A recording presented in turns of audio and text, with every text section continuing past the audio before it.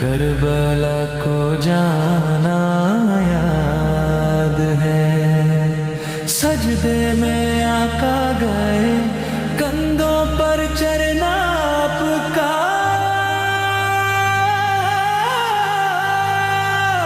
मुस्तफा का सजदे से सरना उठाना याद है।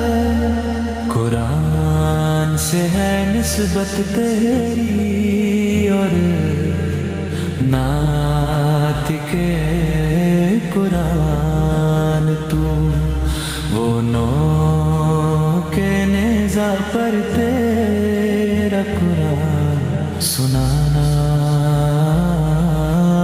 याद है।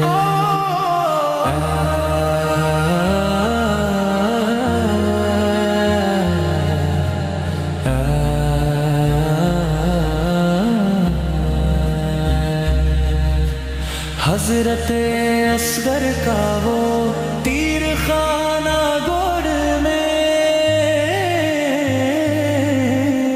और नहर पर अब्बास का बाजू कटना याद है।